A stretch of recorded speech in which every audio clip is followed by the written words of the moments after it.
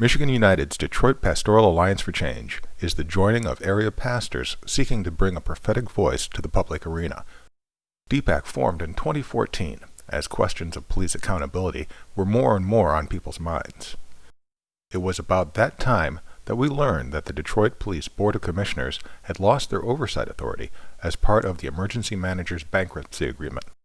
The Board of Commissioners, made up of 7 elected commissioners and 4 appointed by the mayor, was supposed to have oversight of the police department's hiring, budget, and discipline. But as a result of the bankruptcy, their power had been reduced to a merely advisory role, and the mayor indicated that he wanted it to stay that way. And so DPAC began its campaign to restore the board with a petition drive. Who are members of the Michigan United Detroit Pastoral Alliance for Change stand here in support of the Detroit Commissioners, because the charter said that they are elected by the people. And since they are elected by the people, it would behoove everyone that voted for these commissioners to sign the petition that the pastors are going to put out in the churches, that they may bring to the forefront the need for oversight as far as the police department is concerned. We in Detroit do not need another Ferguson or in New York. And we know that if the commissioners are in charge and they're able to do what the charter called for them to do, that we'll have oversight and that the citizen wouldn't be suffering like they are in other cities. Along with the petition drive in the churches, DPAC launched a public awareness program to bring civilian control of police into the light. We held community panels to discuss the need for an elected board of commissioners with authorities on the topic, so people could have their questions answered. Whether they're right or wrong, and what is the recourse that we as citizens have. Soon, we heard from high-profile public figures like Congressman John Conyers and U.S. Attorney Barbara McQuaid.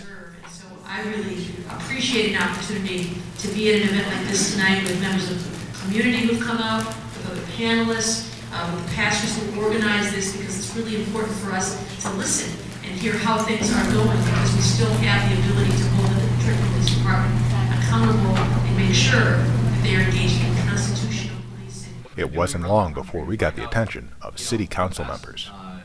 Practices for the situation. So I'm learning, I'm listening every day, but all options are on the table.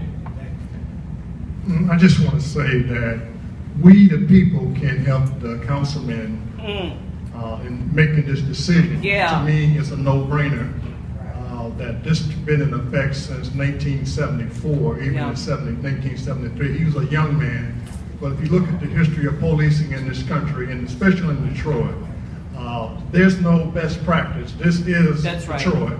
This is the Board of Police Commission, and that's why we invite you to lobby our council people, explain the facts to them in reference to why we need a Board of Police Commission. Once we had the people behind us, we turned our attention to the council members and met with each of them to express our desire to have the city charter upheld and the Board of Commissioners restored. I think the people should have say-so, and the people are basically the ones who deal with the Board of Police Commissioner. The Board of Police Commissioners out there talking to them. The council members met with us and heard our concerns, and one by one, they signed on to the letter calling for the commissioners to get their power back. The turning point came when we met with Councilmember Mary Sheffield, who told us that council speaks through resolutions. She not only heard us, but stepped up to champion our cause. Then, on September 29th, Detroit City Council took up Sheffield's resolution and voted unanimously to restore the Board of Commissioners to their intended status. Communities in this city deserve a fully functioning police commission to ensure justice, peace, and civility are at the forefront. It is imperative that we recognize the historical role that the police commission has played in addressing a lot of the issues that we're seeing in urban areas around this nation. And DPAC isn't done yet. Next, we're going to turn our attention to issues such as mass incarceration and facilitating conversations so we can have an open and frank discussion about white privilege and exceptionalism. It won't be easy, but as we know, through Christ Jesus, all things are possible.